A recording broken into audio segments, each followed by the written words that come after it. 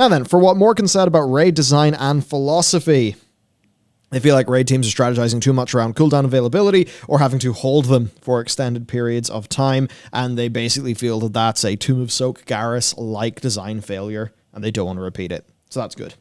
Yeah. Now, on the topic of the Sylvanas encounter, which I thought was very boring. I mean, who knows? Maybe it's fun in other difficulty modes, but we basically, our guild stopped playing WoW like towards the end of heroic progression, so Yeah, that was that really. I haven't seen it in heroic. Yeah. But I at least found that, like, phase 1, it was like, cool that there's stuff going on the screen. It was really just the phase 2. Like, the intermission was really long and boring, and I did not like it. Yeah, I mean, especially now that you've played some of FF and you've seen a couple of the trials that have story moments and stuff like that, where they do them so much better. Yotzaru. Yotsu. Yotsu. Yotsu. There we go. Yeah, the intermission in that trial is very cool. Yeah, those.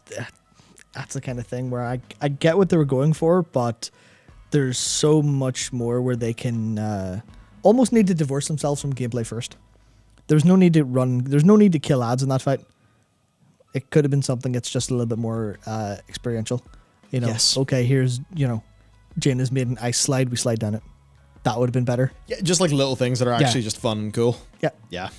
So, they wanted to tell a story with the Sylvanas encounter because of her long and storied history in the Warcraft franchise, and that's why it was so long. They knew from the get-go it would be long, but they felt it was a good opportunity to do so on Sylvanas, and no fights in the Sepulchre will be that long.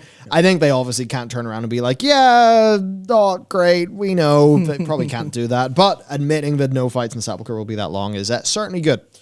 Now then, there is a flight network inside the new raid, is because the raid is actually in competition for being one of the largest in WoW history. You think of Ulduar, bloody massive, so pretty cool. We're getting a flight network. Hopefully that will make corpse runs a little bit nicer, so thumbs up for that.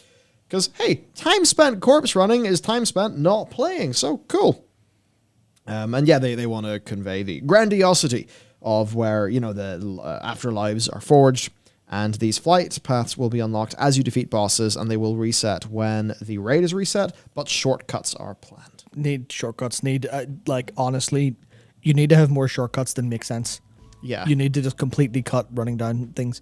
The fact that people have to kill trash after they've killed it once again, based on either the reset time or it's just not fun. It's just not fun. Oh, totally. Then, on sort of fights just being big and cool, apparently the Anduin fight could actually be an end boss. If it was any other raid in WoW. It's supposed to be super epic. Now, you say, like Sylvanas. Yeah. I am being snarky, I will admit that, but... I get it, You honestly, you can't just go and say this will be the most epic fight and then release that. It's I get what you're going for, but try not to say something that doesn't turn out to be true. Which is a big ask of them, to be honest. But now...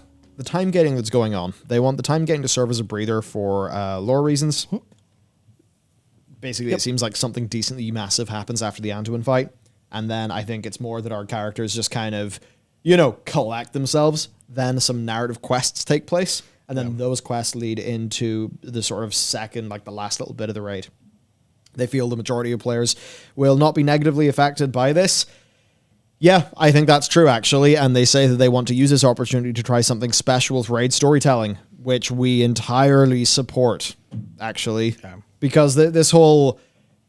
I get time gating spreading as a meme. I think time gating at its worst was remember patch 7.2? That really boring stuff. Or the Covenant campaigns, that stuff's silly. But, look, if it makes the story actually play out in a really good way, if this is essentially... If it essentially feels like two raids with their own ending, then they can do that. And I think that this being 8 bosses and then 11, and or 8 and then 3 for 11 overall is good, but it's also it's only 1 week, so I think the vast majority of players won't actually be affected. Yeah, there'll be a lot of people who are your heroic guilds who are trying to smash through normal, and they'll be affected. Mythic guilds who are trying to get a full clear of heroic will be affected, of course, but I think that's a small loss to have versus everyone who's going to experience the raid in a slower time frame actually having that case of, oh no.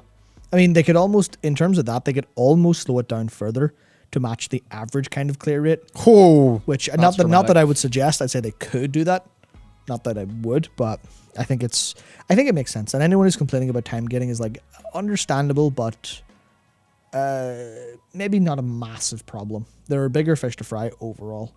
Yeah. I think. Here's the thing. Right now, the only thing that can be felt about this is the negatives. Yeah. The positives cannot be felt. Now, they are purchasing those positives at the price of these negatives. Yeah. So whatever good lore things, like if it ends up that, the Anduin fight happens, the community's in a good way set on fire, everyone's talking about it, it's a really exciting event in the community, and then, we spend a few days and then we're all extremely excited to hop into the final part when that unlocks, then that's like, yeah, there's a few negatives, but overall, very positive situation. People are happy. Yeah. We don't know about that because it hasn't happened yet. We can only assume the negative bits. So we need to wait and see how it actually goes, basically. I will definitely say, based on how they clearly thought that the ending of 9.1 was like the coolest thing ever. Yeah. I have big levels of suspicion for basically the narrative in WoW right now. Same.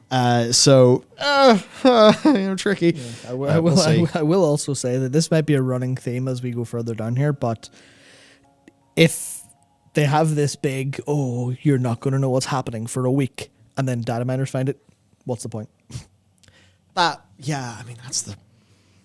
It's like, we've talked about this in the office. If you could, just click your finger, PTR doesn't exist anymore, there's no data mining, there's no nothing, it basically plays out like FF14.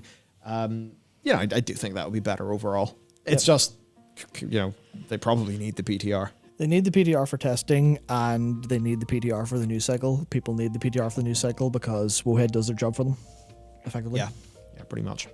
Now, also, they said they may skip testing the final bosses in PTR. Yep, do it, please. To make it an exciting experience, yeah, I agree. I agree. It's kind of, it's a bit more lame when it releases and is a solved game. And this is a discussion that happened in and around New World's launch. That thing of like, this game is solved, and that makes it a bit less interesting. So I do think that's a cooler thing. That's a more exciting thing. Just, we all remember Stone Legion Generals. Yeah. Right? Yeah. But and then he said, they want to focus on delivering a quality raid with no bugs, so there's naturally a lot of ongoing discussion on how to make that happen. I'd hope so.